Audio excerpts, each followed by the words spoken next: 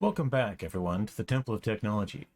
I am your host, Scott James Magner, the idiot with a microphone. And this is another episode of So Here's the Deal, an RS Entertainment webcast where I explore my vast media collection with my friends and talk about our relationship to the piece and why it matters. Tonight, we are going to be continuing our David Lynch Film Festival with the 1989 film Wild at Heart.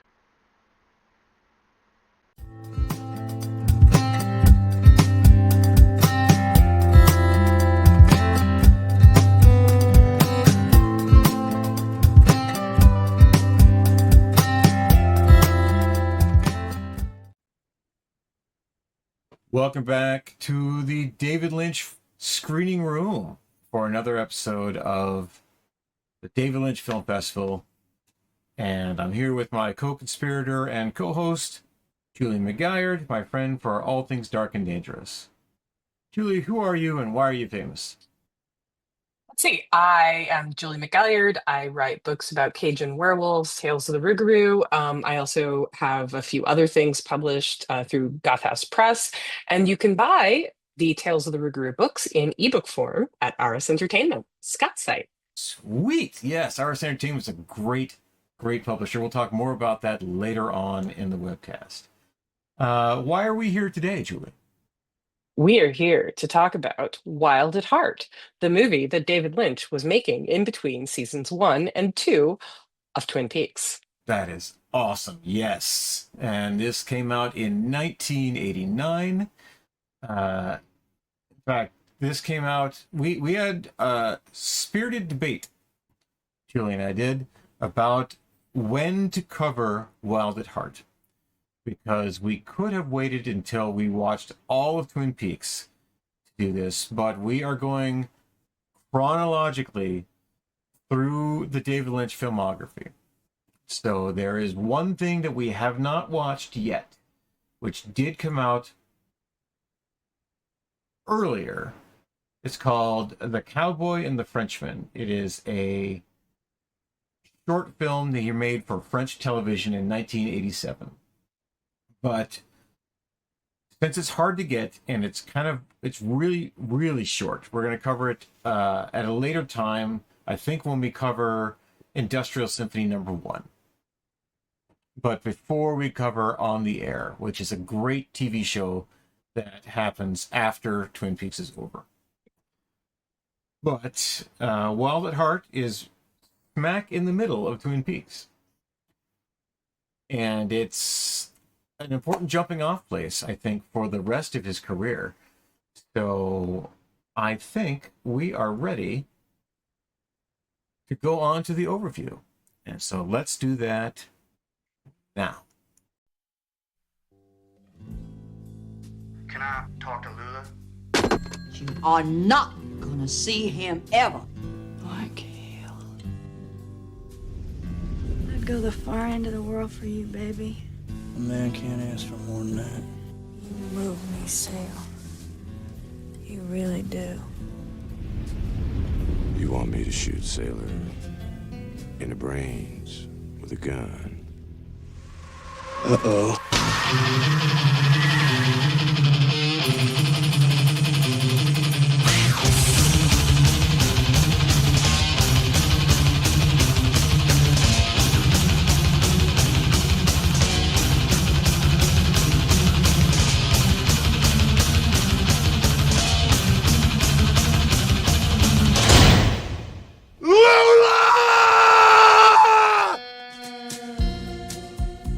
I didn't have much parental guidance. Baby, you better run me back to the hotel. You got me hotter than Georgia asphalt.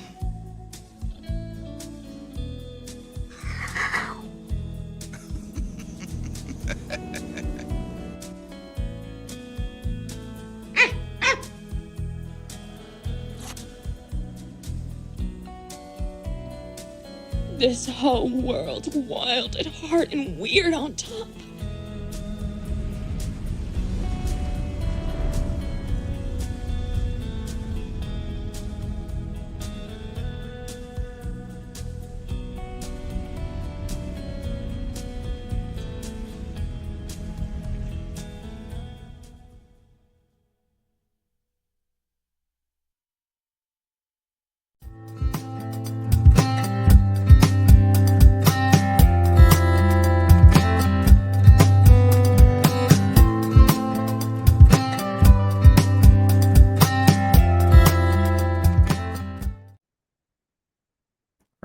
So we watched my Shout Select Blu-ray copy of Wild at Heart.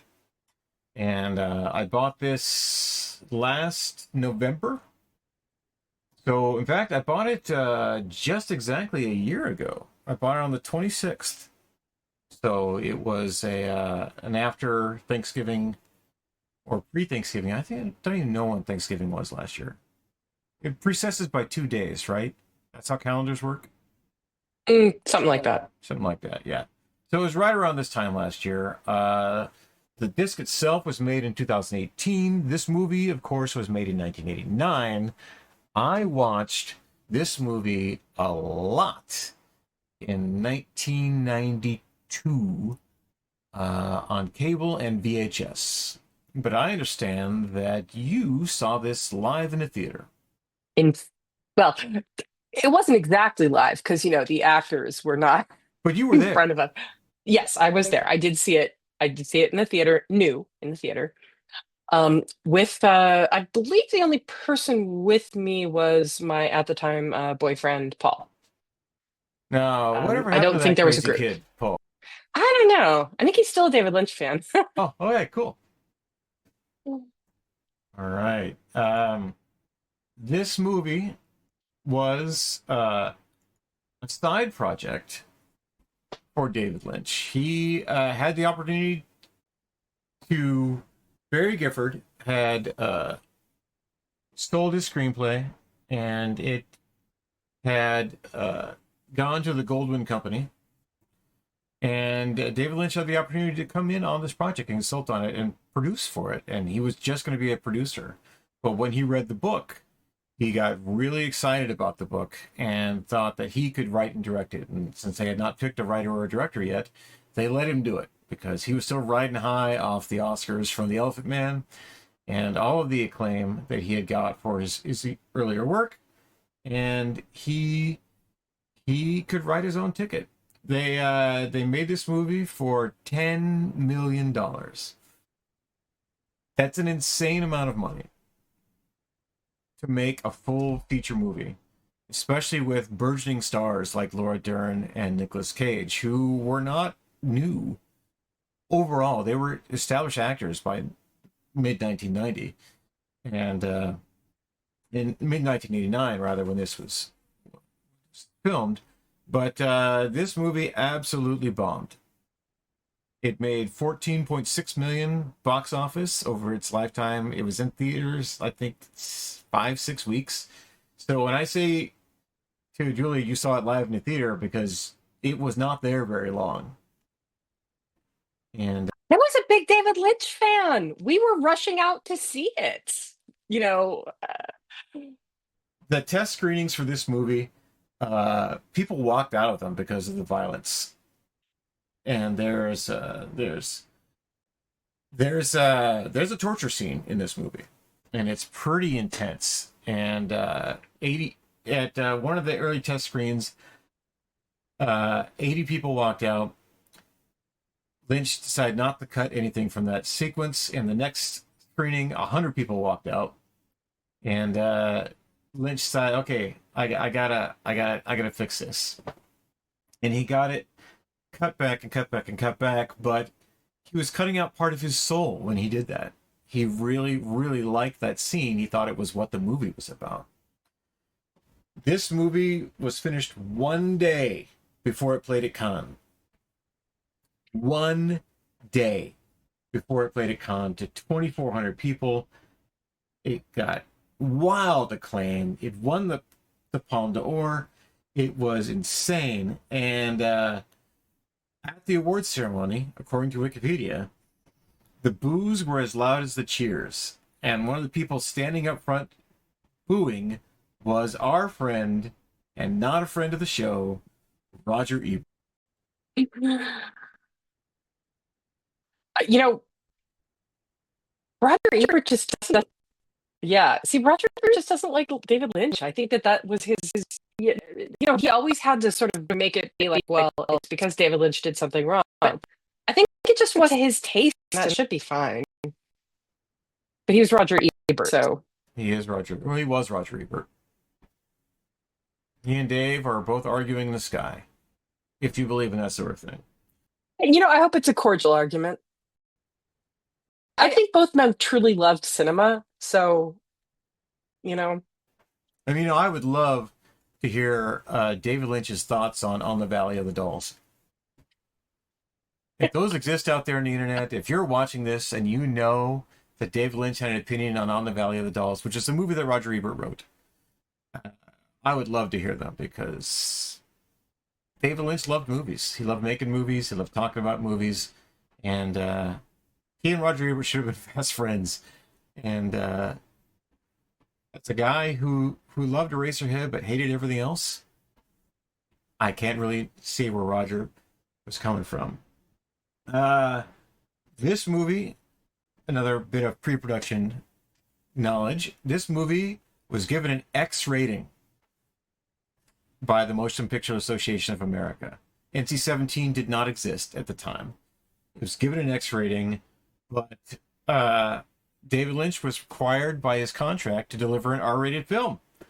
And so he changed an important scene later on in the movie, which involved one of my favorite actors, Willem Dafoe. And that one bit of change that he made took it from an X rating, which is no one should ever see this ever, to an R rating, which is, hey, don't take your kids to this, but if you do, okay. And every cut of this movie ever that has made it to home video is the R-rated cut. The X-rated cut and that scene do not exist, except in memory. So the movie released 532 theaters. It made $3 million in the opening weekend. A couple of weeks later, it went into 618 theaters and made another $3 million. So nobody went to see this but Julie. It has a Rotten Tomatoes rating of 65% based on 57 reviews. And which isn't too bad, but it's bad for David Lynch. Bad for David Lynch. Ebert, of course, gave it 2.5 stars out of 4. He was offended by the violence and the misogyny, right? And so this is the movie, in fact, that has the famous Roger Ebert quote about his sophomoric, what was it? Sophomoric humor and cop-out parody. So he didn't think David Lynch was living up to his potential as a director, because he had seen what he could do with Elephant Man and Eraserhead. And he didn't like it. So critics were all over the map. They talked about a bunch of things. Now,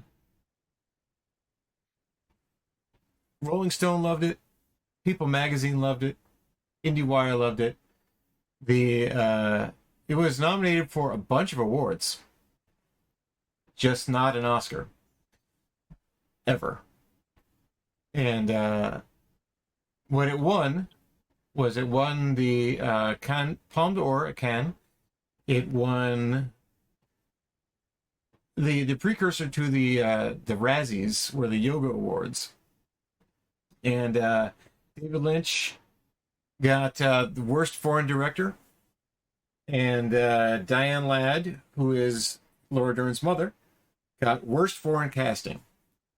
So she, for a part in which she played the mother of her daughter, she was determined to be miscast by the foreign press.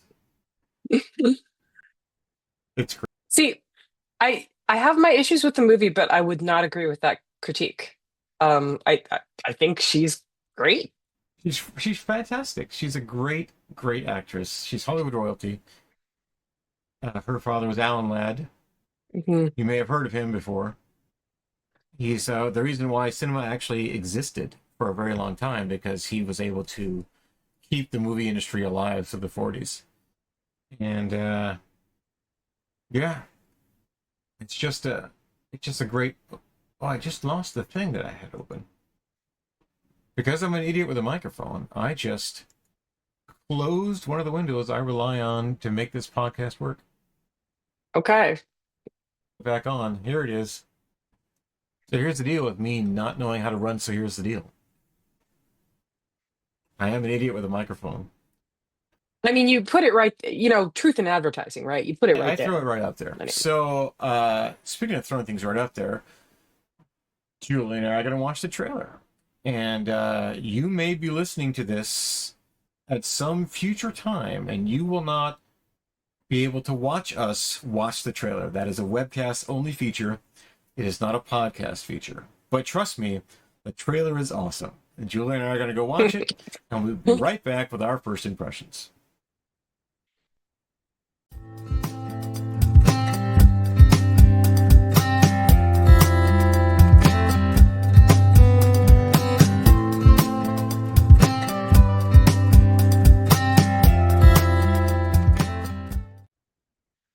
Well, I have to admit, my first impressions of this movie, which I saw new in the theater, were not good. It was my least favorite thing I had seen of David Lynch up until that point. I mean, remember, I'm a big defender of his Dune. I think his Dune is criminally underrated. I didn't especially like Wild at Heart. I thought it had a lot of individual things that were good. Like, I just adore the scene with Sherilyn Fenn as an accident victim, for example. I love that scene. I love Laura Dern. I love Nicolas Cage. I love William Dafoe. I love Isabella Rossellini. I mean, I love Harry Dean Stanton. Who doesn't love Harry Dean Stanton? Communists. Communists. But to me, it didn't gel together. Like, it's a picaresque, right? It's like a bunch of different incidents that all kind of, it's a road movie. But to me, it didn't gel thematically, really. And I felt like some of the ideas were undercooked, some of the ideas were overcooked. And normally I defend David Lynch whenever anybody such as Roger Ebert accuses him of misogyny, because I think that what he's doing is kind of misidentifying what's going on. This is a movie where it's closer to being accurate than usual. And I would say most of that has to do with the treatment of Diane Ladd's character. The other thing is that David Lynch is never great with race. He just never is. And that is particularly at the forefront of this movie. I also think it's a bit too long. Yeah, I don't think it really needs to be a full 2-hour movie. I realized that we got so excited about talking, or rather, I got so excited that we forgot to do the Wikipedia plot summary.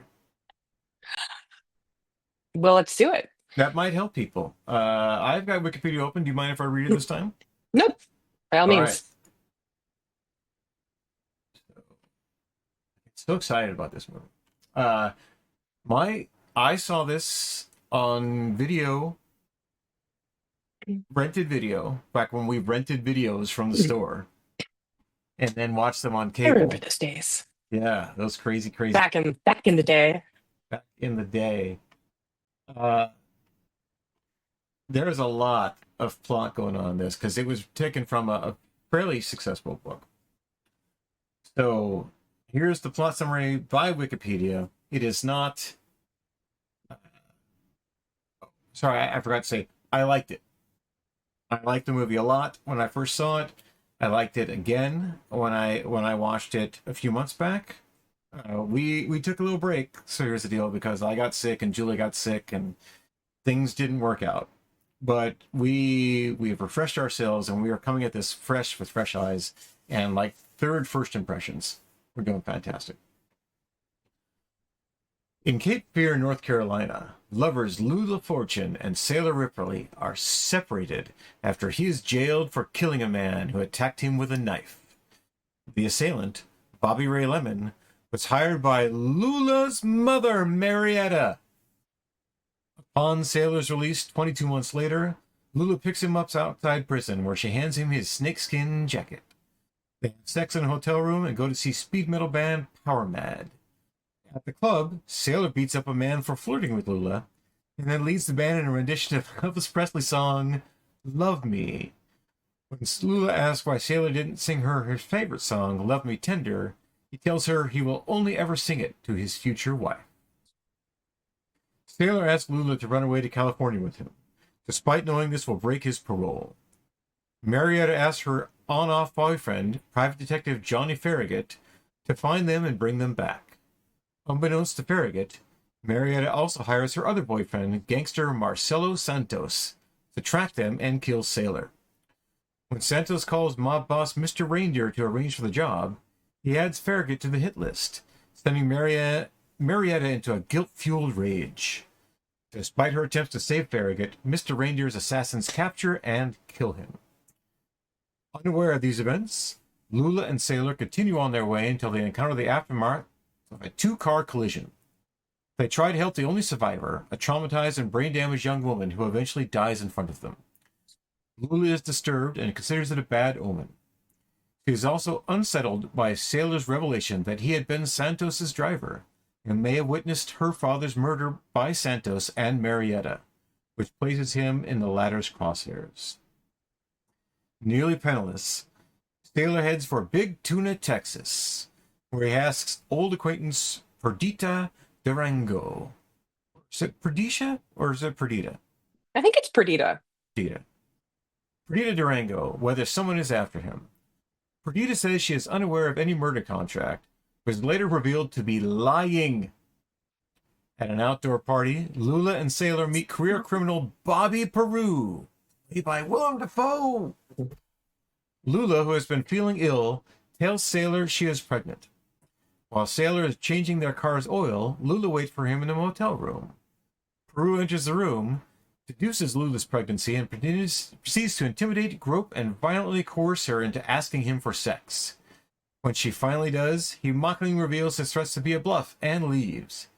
This traumatizes Lula, who was previously raped as a child. Not knowing about Peru's abuse of Lula, Sailor agrees to accompany him to a bar. Over beers, Peru enlists Sailor's help in robbing a nearby feed store. During the robbery, Peru unnecessarily shoots the two store clerks and admits to Sailor that he has been hired to kill him, and that he handed Sailor a pistol with dummy ammunition. Chasing Sailor out of the store, Peru is repeatedly shot by a sheriff's deputy and accidentally blows his own head off with his shotgun. Sailor is sentenced to 6 years in prison for his part in the robbery. While Sailor is in jail, Lula has their child. Lula decides to reunite with him upon his release, rejecting her mother's objections over the phone. She throws water over Marietta's photograph and goes to pick Sailor up with their son, Pace. The reunion is awkward, and Sailor decides to leave them both, believing they'll be better off without his influence. While he is walking a short distance away, Sailor is accosted by members of a street gang, quickly knocked out after insulting them. While unconscious, he sees a vision of Glinda the Good Witch, who tells him, "Don't turn away from love, Sailor." When he awakens, Sailor apologizes to the men, tells them he realizes the error of his ways, and runs after Lula. The photograph of Marietta in Lula's house sizzles and vanishes, symbolically mirroring the demise of the Wicked Witch of the West. Sailor runs over the roofs and hoods of the cars in a traffic jam to reunite with Lula and Pace. When he catches up with them, he finally sings "Love Me Tender" to Lula, effectively proposing to her. Like all Wikipedia summaries, accurate and yet completely lacking. wrong. Completely wrong. All right. I mentioned a bunch of names in there, so let's talk about who they are. Nicolas Cage is Sailor Ripley, our protagonist. Laura Dern is Lula Pace. Our other protagonist, I would say. They are co-protagonists. Lulu drives most of the story here. She is the one with agency. Sailor is a bystander in his own life, and that's kind of important, that he doesn't get that. The reason why he keeps getting in trouble is because he keeps not doing smart things. Willem Dafoe, our antagonist, is Bobby Peru. This was the third movie I had seen Willem Dafoe in. The first being Streets of Fire, and the second being Platoon. And so coming into Bobby Peru was kind of a, what? What is happening? And then he plays Jesus. And he plays Jesus, right? And so Willem Dafoe... That is the range. Willem That's Dafoe a full range. Yeah, full range, full range. Willem Dafoe is a gift we do not deserve. He is just an amazing actor. Marcelo Santos is played by J.E. Freeman. Not a lot to say about that guy. Didn't really do all that much. Crispin Glover is in this movie. Diane Ladd, Marietta Fortune, Lulu's mother. Isabella Rossellini. It's Perdita. Harry Dean Stanton is Johnny Farragut. Grace Zabriskie is Juana Durango. Sherilyn Fenn is the girl in the accident. You may hear some names you're familiar with here because a lot of them are in Twin Peaks. Marvin Kaplan's in this movie.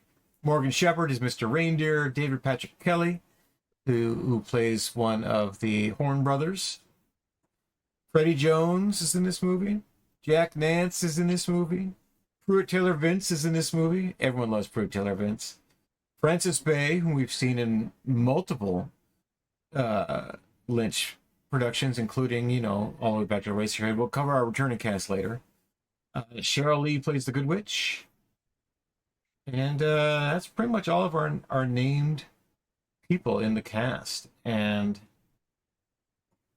I gotta tell you, this movie works for me on so many levels. It's a rock and roll fable, and I love rock and roll fables. It's a movie where the music is as important as the dialogue, and the people are larger than life. They're cartoons. They're cartoon characters. And as I mentioned, Sailor is a bystander in his own life. He's a sidekick. He is Lulu's sidekick. But Lulu thinks that she's Sailor's sidekick. And this cycle, this codependency, drives the plot as they just keep bumbling forward until they run out of money, and now they're stuck. And the reason why Sailor goes to rob the feed store is because they need money to get out of town and go to California. Because they're out, they're done. They wasted a bunch of time and money and stuff. The whole narrative of this movie is we're escaping, we're going to have a better life. And they don't. Does not have a happy ending, despite the gloriousness of the proposal. It just ends. Right? And it ends on a higher note, though, than a lot of the David Lynch movies, besides Dune, where we're declaring universal jihad and we're going to kill all the Harkonnens and pretty much everybody else.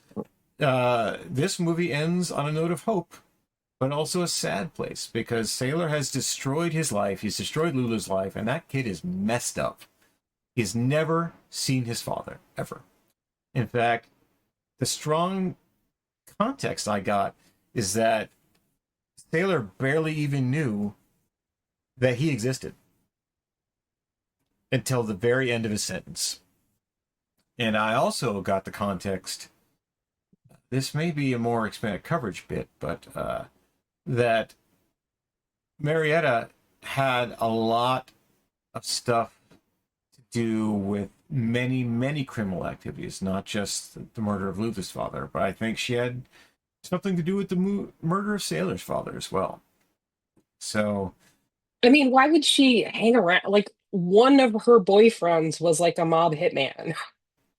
You know, she spent a lot more time hanging around with mob guys than somebody who just happened to be dating a mob guy really would.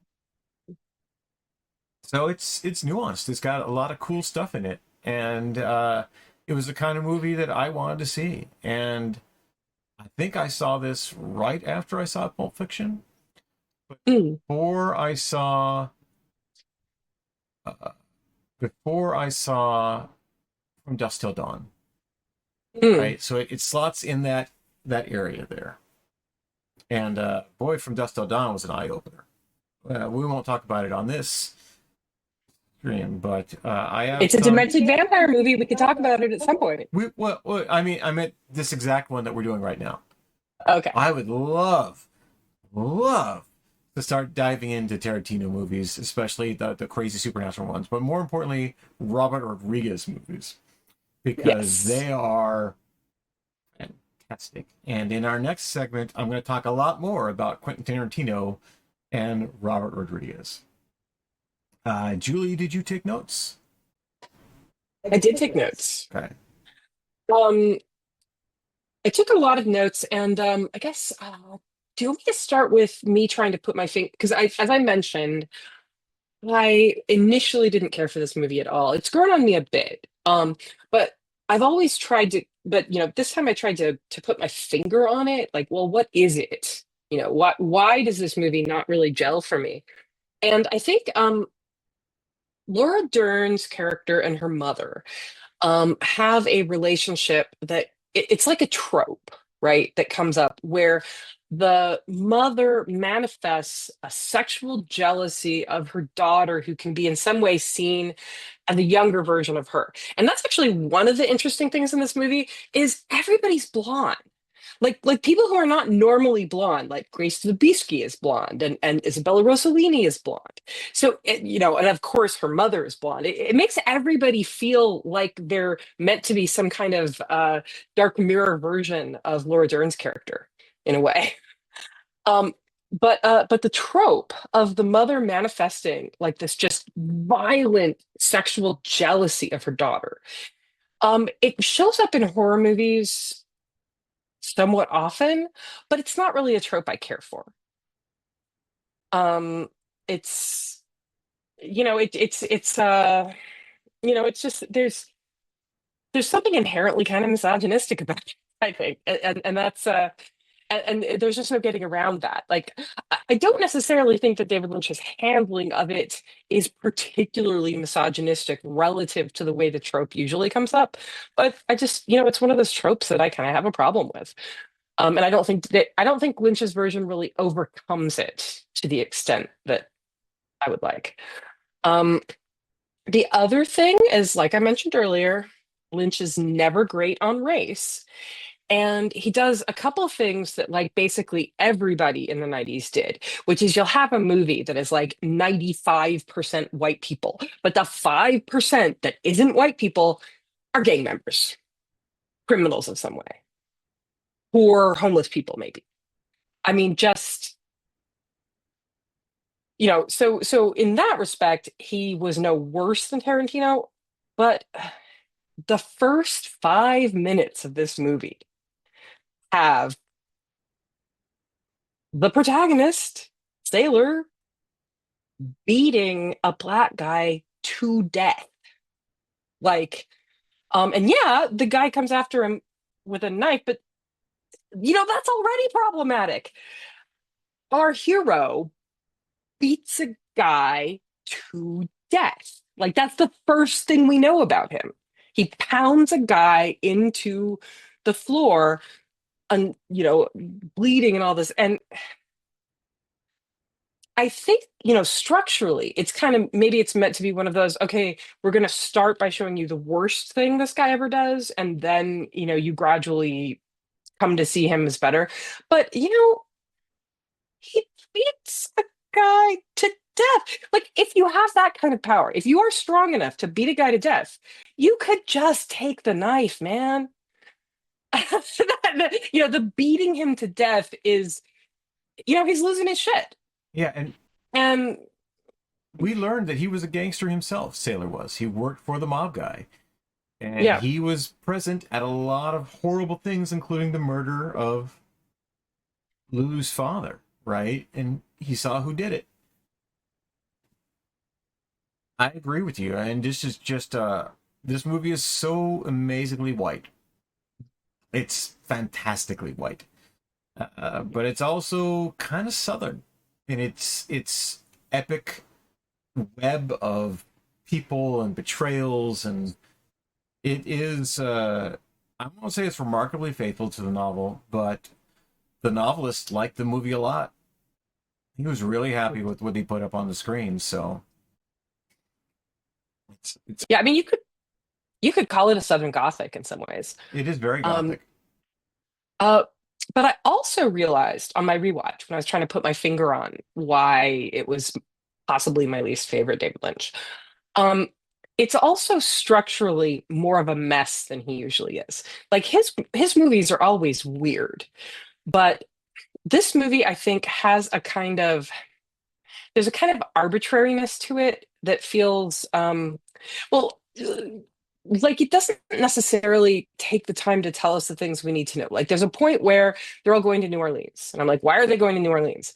And then after everybody's going to New Orleans, um Diane Ladd's character says something like, oh, Lula's always talking about how much she loves New Orleans. I'm like, okay, but we only find that out after everybody's already going to New Orleans for some reason. You're just kind of, confused. Like, why are we going to New Orleans? And there also really isn't any reason that they go to New Orleans. Like, I mean, nothing is set there, really. Like there's some establishing shots, and then they go to a jazz club, which could be anywhere. So and the movie's full of things like that. Like for example, the very first time I watched it, I could not track the plot with the various gangsters at all. I'm like, okay, there's some guys, they're weird, they're violent, they have naked women serving them Pepto-Bismol for some reason. I don't know. Like I couldn't track what any of those people were doing and why the first time I saw it. So I think that there's some evidence that it was a little rushed, like the script was a little rushed and things like that. And I feel like it's got those kinds of problems more than like it's not a tight movie. And I don't know, it could have used somebody in the filmmaking process who would say, hey, why is everybody going to New Orleans all of a sudden? Yeah, he wrote the script, the first draft of the script in a week, and they bought the rights to the book before it was published. And they were gonna start filming 2 months after those rights were acquired, right? So it just kept going, going, going, and going. He was adding a bunch of characters to be Lynchy characters. There's it is kind of all over the place, but it's raw, right? And to me it is Lynchian because this is just what Dave thought of today. Oh, it's very Lynchian. Here, we're gonna do this script, everyone knows the lines, great. Now we're doing it this way, now we're doing it this way. Or do this, do this. And I remember conversations that he had while filming Twin Peaks Limited, the limited series event, or Twin Peaks: The Return, however you want to call it, right? Where he didn't want to pre-tour sets. He told people what he wanted on the set in the space, and he says, no, I see it in my head. When I get there tomorrow, it'll be fine. And that's how he approached this movie a lot. And so he had written the script. He knew how the script was supposed to be. He trusted his production managers to set things up the way they want to. And you get in there, look around, and go, okay, roll the camera. So that he made this for $10 million, amazing. That it made $15 million, also amazing. It's better than his student film. Well, I don't know if But it's not better. as good as Blue Velvet. Blue Velvet remains my favorite. Yeah, that's I think we've had this discussion, and right now my favorite is still the whole of Twin Peaks. If you take, including The Return. I really like The Return. I'm I like The looking Return a forward lot. to when we get to talk to The Return. Yeah, well, it's 5 years from now, whenever we get to it. Whenever you so I have a couple of notes that are kind of a little sideways. But one of them is, what has David Lynch got against guys named Bob. Like the guy who gets killed in the first scene, his name is Bob. The guy who was driving the car in the accident where everybody dies, also named Bob. And there's a bit, when they're in Big Tuna, like who is that really a town? I should have looked it up. That sounds like such a weird name for a town, especially a town that isn't like on a port, Yeah. that isn't a fishing town. Um, but they're in Big Tuna and they're reading a newspaper article that's clearly about the deadly accident that they came upon. And it's, Robert, whatever his last name was, was driving, blah, blah, blah. And then somebody who's there at the, I think, trailer park that they're in just starts going off like, guy, he was such an idiot. He deserved to die. It's like, I mean, it just made me think, what has David Lynch got against people named Bob? I mean, is there a thing there? I don't know. The other thing I mentioned is that one of the funniest bits is when he first gets out of prison. He's very excited. She brought his snakeskin jacket, and he says, "Did I ever tell you this here jacket represents a symbol of my individuality and my belief in personal freedom?" And she says, 50,000 times, but she's really happy about it. Like, if I told my boyfriend, yeah, you've told me that about 50,000 times, I would not be, yeah, about 50,000 times. I'd be about 50,000 times. So I feel like that is something that does show you the essence of their relationship. Were you ever separated from your boyfriend for 22 months?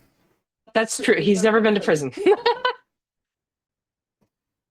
I think there's a bit of Lula that is desperate for love, right? She lost her father at an early age. Her mother clearly not a loving woman, and the only person who ever shows her care is Sailor. And when Sailor goes away, she has to care for herself by thinking about Sailor. And I'm not surprised that she likes to hear his stories over and over again. He needs better stories. He needs to be an active participant in his life. Yeah. Complete side note. If you just Google Wild at Heart controversy, you also get stuff about a book called Wild at Heart, Discovering the Secret of a Man's Soul, written by John Eldredge on the role of masculinity in contemporary evangelical Christian culture. Expected synergies are unexpected. Yes. Wow. All right, we're getting a little meta. I think it's time to move on to our expanded coverage. All right. All right, and let's go do that.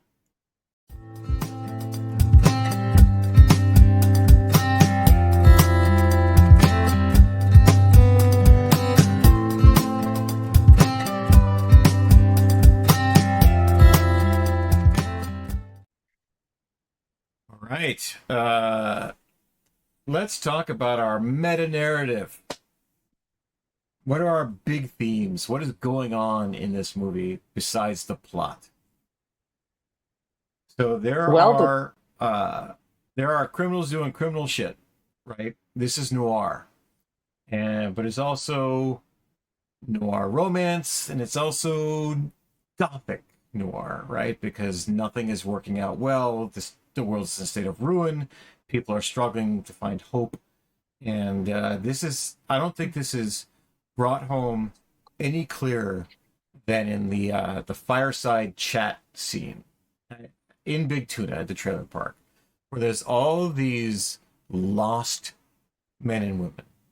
These people have nowhere to go. They cannot leave town. They have no money. They have no hope. They have no prospects. And so all they can do is get enough money to buy beer, drink the beer, and pass out. And that's about as awful noir as you could possibly get.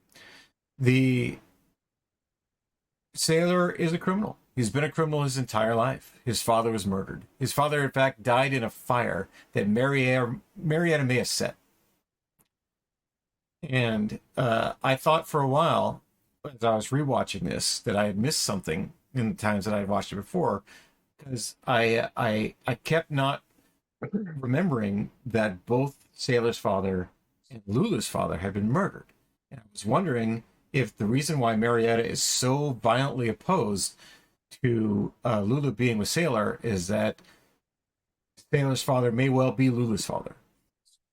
But then I disabused myself of that notion when it was very clear that they had died in different ways, in different fashions. Or at least the person that Marietta said was Lula's father died in a different fashion all the way through there. And I don't think Lynch was going to that place. I don't think he was going there. I think he just wanted two people who had been through hell to fall in love over and over again, and for that love to endure. And so love endures is the list here. And Sailor is leaving Lula. In fact, Sailor leaves Lula and the boy in the book. He splits for good. He keeps walking. There's no Glinda. There's no Glinda. There's no Glinda bringing him back. And there's no Wicked Witch melting away. Sailor makes the right choice. He finally takes agency of his life and does the right thing, which is leave this woman alone. Let her be her own woman. Let her live her own life. And in the movie, he comes back in a grand romantic gesture. And it's a good romantic gesture. It brings us to a happier place. It's not a happy ending, but it's a happier ending. You know, they're still stuck in the middle of nowhere, in the middle of a traffic jam, with people hunting them. They're in love.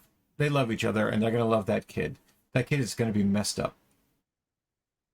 Now, that kid never saw his father kill somebody, but his mother sure did. And not just one. Right? She has been present for a lot of the dark deeds that Sailor has done, and she loves him anyway. And I don't like that. I don't. Some women should go off on their own. They should have their own adventures. They should be able to leave behind the abusive mess of the Sailor Ripleys of the world. And that's my one... It's one of many very large problems with this, but that's the one I keep hanging up on, is that Sailor was right to leave, and Lula was right to let him. And she takes him back anyway, like 10 minutes later, after he's been beat to shit. So he walks around the corner, gets the crap beat out of him, and then runs back to the one person he knows will always love him. It's a horrible cycle of codependency, and it... I don't know. I mean, that's what's in the book, right? Not that he goes back, but that's their cycle, is codependency. And she shouldn't love him, but she does, and he loves her because he does. It's a symbol of his individuality, I guess, that he keeps coming back to Lula, but he's faithful to her. He never wavers in his belief of her. If he knew what Bobby Peru had done, he would have killed Bobby Peru, staked his head out in the middle of the street, right? That's the kind of person that Sailor is, because he already beat one man to death. What are they going to do? Put him back in prison? But he goes to jail for Bobby Peru's crime. Because Bobby Peru can't go to jail. He blew his head off by accident, by falling on his shotgun. And as an antagonist, Bobby Peru is a second level antagonist. He is 2 or 3 steps removed from the bad guy, which is Lula's mother. Lula's mother is the horrible, horrible person who could well be Frank Black's sister, right? For how nasty she is. She is not a nice person. And she pretends to be a victim. All the time pretends to be a victim to lead Johnny Farragut to his death. To lead Santos to his death by saying, "Oh, woe is me, I need someone to help me, I need someone to help." No, you're a villain. You're a bad person. You're the Wicked Witch of the West. You have no redeeming qualities other than your death frees people from your evil. She is very much shown as the kind of woman who basically weaponizes a particular type of, white femininity. Like it's very stereotypical, really, is that she uses this kind of, oh, I'm on my fainting couch to, avoid responsibility, to get men to do what she wants them to do. And, generally to manipulate people around her. So yeah, she's quite a piece of work, I guess. Right. I think it fits well into the Lynchian pantheon, even though it's rough. I mean, he wrote it fast, and he was still baby Dave at this point, right? He filmed the pilot for Twin Peaks, and then he did this after they got picked up, and then in between, he was going back and forth, which is why season 1 of Twin Peaks is so uneven, and a bunch of his actors go back and forth as well. We see them all over this film. And by the time we get to Lost Highway, we get to Mulholland Drive, that's prime Dave. But that's 10 years from here. Right? He did a lot of short work and a lot of music videos in between here and there.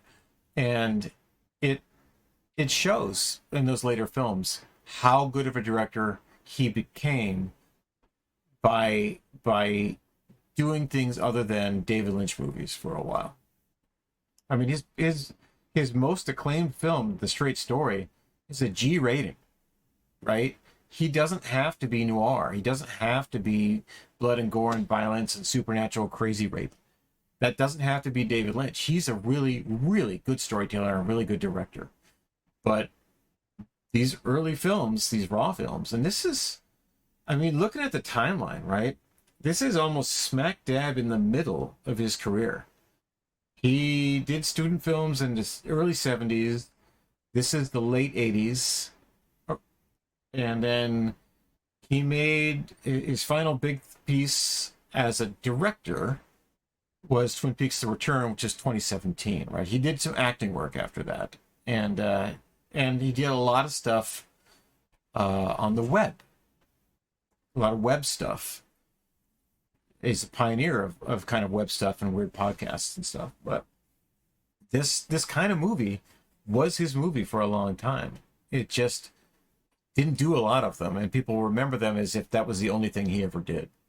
So it's a good representation of David Lynch's work. It's not the best representation.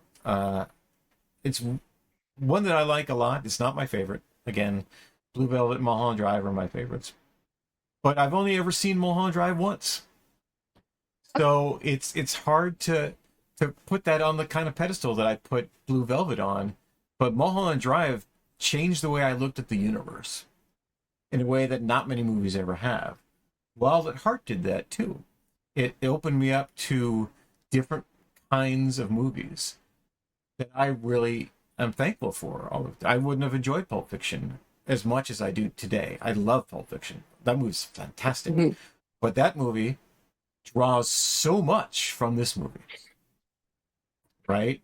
I don't think Tarantino had to have seen this movie. He worked in a video store, right? And he was doing scripts and doing stuff all the way around. And Pulp Fiction is not that long removed from the 1989 of Wild at Heart. But Robert Rodriguez certainly saw this movie. Because this movie is essentially El Mariachi. But El Mariachi ends happier. Now, mind you, El Mariachi ends with the musician being shot through the hand and almost set on fire. But that kind of happens to Sailor. You kind of get those things. Sin City doesn't exist without this movie. Pulp Fiction doesn't exist without this movie. Reservoir Dogs sure as hell doesn't exist without this movie. Because the kind of blood and violence that happens in that feed store robbery, that's the entire movie of Reservoir Dogs. Which I think is one of Tarantino's finest works, and it was his first. Oh, that reminds me. Another note I had about the unexpected David Lynch humor. The two guys who get shot in the robbery. They don't die, but one of them gets his hand shut off, and it ends with them like they can reattach those. Where is it? Where is it? And then we see a dog. We cut to a shot of a dog carrying the hand out. Which is a shot in And mariachi. it's very funny, Yeah, it's actually. hilarious. That hand's going to end up in a yes. puddle somewhere, and weird Eraserhead babies are going to come out of it. It's just going to happen. Speaking of David Lynch and his body of work, talk about our tropes for this episode. Ooh, the the violently inexplicable, I would say. This movie is full of the violently inexplicable. Which or maybe I should say the violent and inexplicable.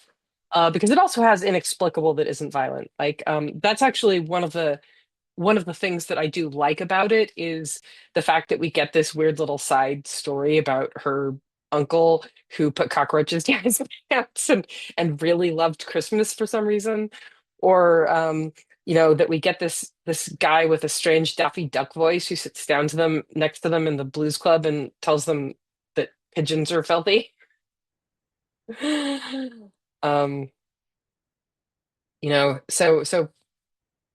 So that would be my number one Lynchianism, I would say.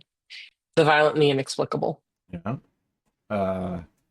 There's music, of course. Chris Isaac is back as a musician in this film, as is Angela Badalamenti. Yes, Angela Badalamenti. Come on. There's a movie that came out around the same time called Love in a 45. It's strongly reminiscent of Sailor and Lula's journey, but it's even more violent. Natural Born Killers came out after this, right? Natural Born Killers is very violent. Quentin Tarantino wrote the script for just forgot True Romance, right? Which is very, very reminiscent of this movie. In fact, there was a time in the drunken 90s when I would watch those movies back to back and just rewind the tapes and watch them over again because it was just my mood, what it was back then. And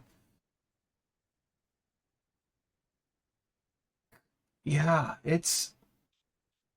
I'm kind of glad that in Twin Peaks there isn't the kind of gunplay that there is in some of these other movies. It was for television, right? You can't show someone getting their head blown off, but you can, shoot, the gun goes off and then you put the blood pellet on, right? Leo got shot. A whole bunch of people got shot at the end of Twin Peaks. But Dale Cooper sure as hell got shot. And, yeah, but it's not to this level, right? Where the gun is a sexualized thing. But that is a noir trope. Where the gun is, it's my external bang bang 6-shot penis. And everyone's got guns. Even the people who don't like guns have guns.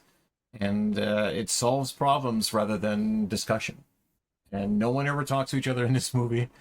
It's very, very noir. It's the most noir, I think, of his films. Because so many Lynchian films are surrealistic. And this one isn't. It's visceral. You understand everything that's happening. You're not left guessing as to what things are going on, right? There's no crazy lady in a box. although There's I don't know, the surviving torture scene is pretty surreal, I would say. Even though I have no idea what was you and I have never originally been in tortured. there. So Yes, but I don't think David Lynch was ever tortured either, right? But the things that Santos does to Farragut are horrific. They're horrific. And why does Johnny have to die that way? Because Santos knows he's Mariotta's boyfriend. He just adds him to the list because it's like, yeah, I don't like that guy. He's never even met him. Ever. He just decides that he has to die. yeah, I think it might be because Farragut's a detective. Like maybe he's afraid of getting found out or something, but he never makes that clear. Like that's not spelled out in any way. So let's cover our returning cast, and then we'll head on. We're almost to the end, everyone. I know we're talking about a movie that isn't one that a lot of you have seen, as clearly evidenced by the box office numbers. Freddie Jones is here again. Jack Nance, always Jack Nance. Francis Bay, I mentioned Scott Coffey. This is the first appearance of Scott Coffey.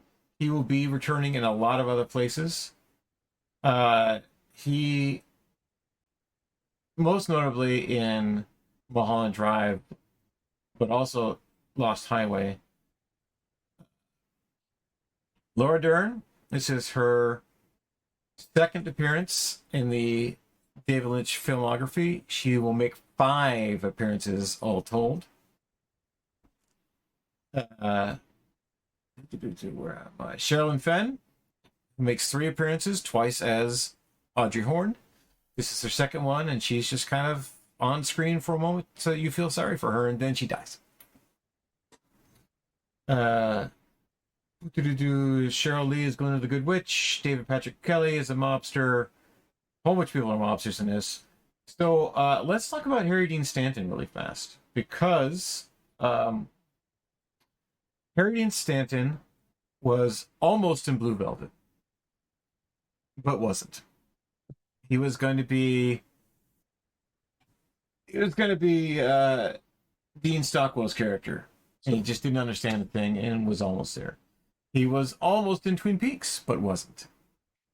He was almost in a bunch of things that David Lynch did, but wasn't. But then Harry Dean Stanton is in 5 more movies with David Lynch throughout. He is the second. He actually has more appearances in David Lynch films than Jack Nance, if you can believe it. Wow. Because he lived longer. Jack Nance, if he'd lived longer, he sadly died before Twin Peaks could come back. But he just made a lot of movies with David Lynch, and the two of them just got each other. They were great friends. They came up acting and writing at the same time. And I think one of the very early movies for Harry Dean Stanton was Repo Men. And I think David Lynch saw Repo Men and said, I can do that. And he spent a lot of his career chasing that moment. He got there in Mulholland Drive, hands down. But this movie was heavy on Twin Peaks and light on other regulars, but very heavy on David Lynch. He's a collaborator. He's not in this movie, sadly. He's just behind the camera. Okay. Is there anything else we want to talk about in our expanded coverage? What other movies do you think owe their legacy, thematic or otherwise, to Wild at Heart? You know, honestly, I would just say that the entire 90s trend of movies that are like that. You know, like obviously Quentin Tarantino is the biggest name, but you brought up 11 to 45. I mean, it just feels like the 90s were full of these kind of I don't know, postmodern Bonnie and Clyde kind of themes, and extreme violence, blatant sexuality, lots of mob type of content, like I don't know, blood noir. I don't know what to call it really, but it feels like that the 90s had that kind of just had so many of them.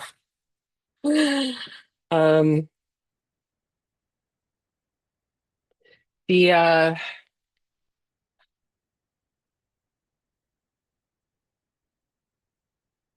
Yeah, I mean, because I think you've already brought up the big ones, like True Natural Romance, Born Natural Born Killers and True Romance. Yeah. Yeah, those are the two big ones that come to mind. Because they have kind of a similar love in hell kind of theme.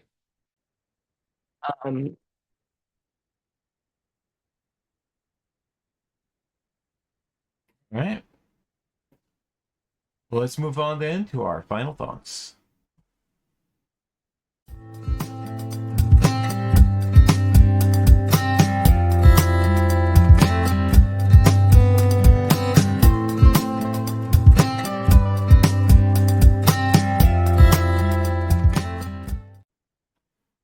All right, we're back with our final thoughts about Wild at Heart. Julie, do you want to go first?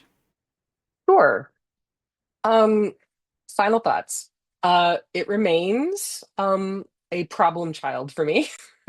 It's not, of all the David Lynch, it's the one that I mean, he has problematic issues, elements in a lot of his stuff, but Wild at Heart is the one that hits me, and I know part of it is because it hit me that way at the time. When I first saw it new in the theater, I had these thoughts.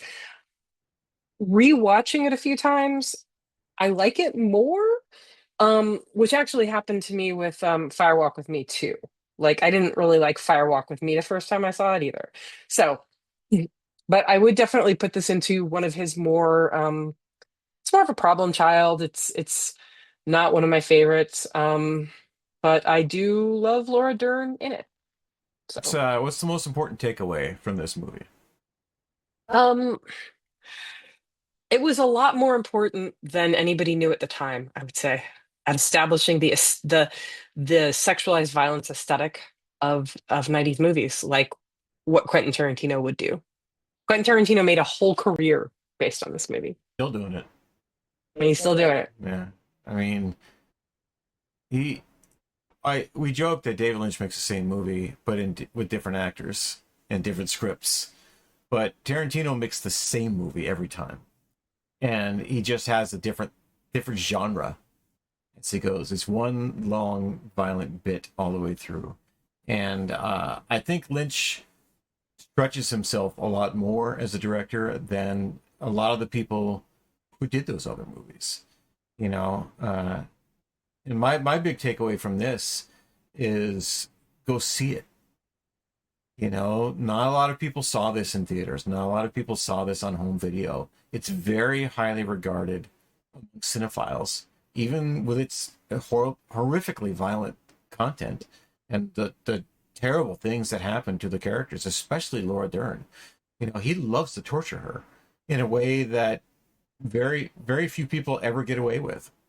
David Lynch tortures Laura Dern over and over and over again in his movies. And he even kills her a few times, but she keeps coming back because she loves to work with him. She thinks he's a very generous director. Thought he was a very generous director. David's no longer with us, although in my heart, David Lynch is still with us. Too soon, Dave. Too soon. Yep. Smoke fewer cigarettes. Oh, that was the one thing in my notes I forgot to mention. Is another thing is you can really tell David Lynch is a smoker, because 90s movies, people who are being cool always smoked. Like people actually smoked in real life. Like if I went to see a punk show, I would come home, my hair would reek of it for days. That's why we cut our hair so short. Um, but yeah, not only do Sailor and Lula smoke, after sex typically, but they just smoke. The movie has, I think I counted like 5 different occasions where you get this really intimate, loud close-up of a match striking. And I mean, it's thematic, right? You see the flame. And then a cigarette being lit on fire. And they talk about brands. Like there's 3 different occasions where they talk about their preferred brands of cigarettes. And it's like, that's not a cool, is it? No, it's a different one. I mean, the smoker content is unreal. I mean, that's one of those things that happens in Twin Peaks too, right? Leo knows that he's being cheated on because somebody else's cigarettes are in the ashtray. Yep. She's too stupid to get rid of them. And the thing is, as a non-smoker, it would never in a million years occur to me to think about something like that. I can still smell my mother's brand. She smoked now menthols, right? And my stepfather owned a casino and worked in a casino in Las Vegas, and so smoke nonstop. He'd wake up in the morning and he'd light a cigarette, and when they were together, she would wake up in the morning and light a cigarette, and she smoked for most of my life while I lived with her. It was only the last few years of high school and after where she had finally quit smoking. And I smoked All my friends smoked. It was just who we were. We're smokers. And I haven't had a cigarette since 2001, but I still want one. Right? It's been 24 years since I had a cigarette. I want one right now because smoking was awesome. It was so awesome. I haven't had a cigar in like 6 years either. Because it's like, yeah, if I start smoking cigars, I'm going to start smoking cigarettes sooner or later. It's going to happen because I like smoking. I like drinking beer. I don't do that anymore either. But I remember how awesome it was to drink beer. And the 90s were certainly the time when I did both of those things. And so this movie, it is a modern movie. Very modern movie. And it's 36 years old, this movie. 36 years old. This movie is modern. You put cell phones in people's hands instead of having them go to a motel to dial somebody up. You could tell the story today. You could tell the story alongside Kill Bill. In fact, it could be happening in the background of Kill Bill and you wouldn't even notice because Kill Bill is so intensely crazed all the way out there. And go see the movie. It's very influential. It does a lot of stuff that people hadn't done then and do now. So it's a trope generator, but it's also an idea factory. And that's what we are. So, Julie, what's next in our David Lynch Film Festival? We are going to watch Industrial Symphony #1. We are going to watch Industrial Symphony #1. If you don't know what this movie is, this is it's kind of hard to describe. It is I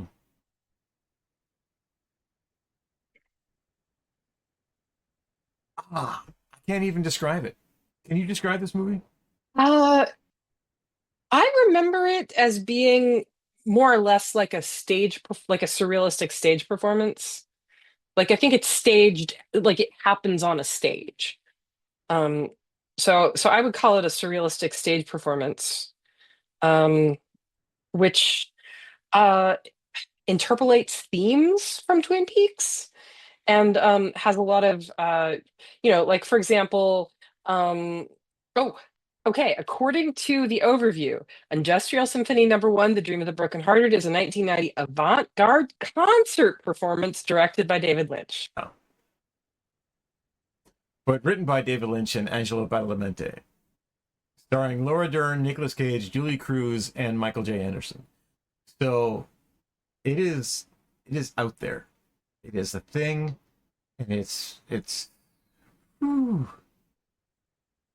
worth a watch, and we're gonna watch it. Right? So Yep.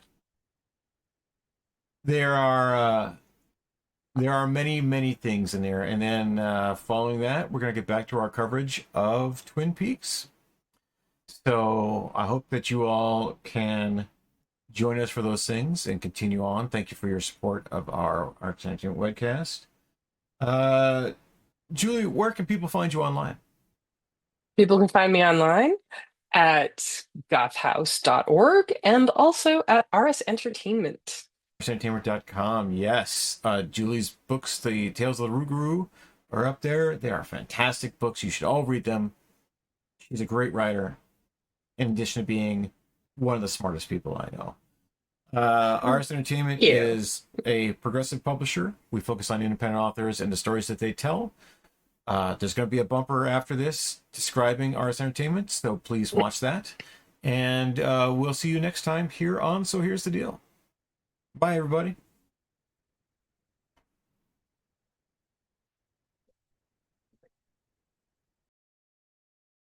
Thank you for watching this video. If you'd like to support the stream, please like and subscribe on whatever platform you happen to watch it. But also, consider buying some books. RSEntertainment.com is a progressive publisher that focuses on independent authors and the stories that they tell. We have a curated selection of novels in science fiction, fantasy, high fantasy, space opera, horror, just about any genre that we believe needs some support, and the authors that need to do so as well. You can find this website by using this QR code or by typing rsentertainment.com into your browser and head over to our shop where you can get a free book written by me, Scott James Magner, called Homefront. Homefront is my 2014 science fiction novel, which I've later expanded into the Homefront trilogy of Invasion, Landfall, and Beachhead. But to get a sample, just go here, select the ebook, and you see it's $0. Free book delivered to you, your email. All you have to do is sign up for our mailing. That's it. That's all you need to do. Thank you very much for supporting us here at the Idiot with a Microphone channel, and we'll see you soon.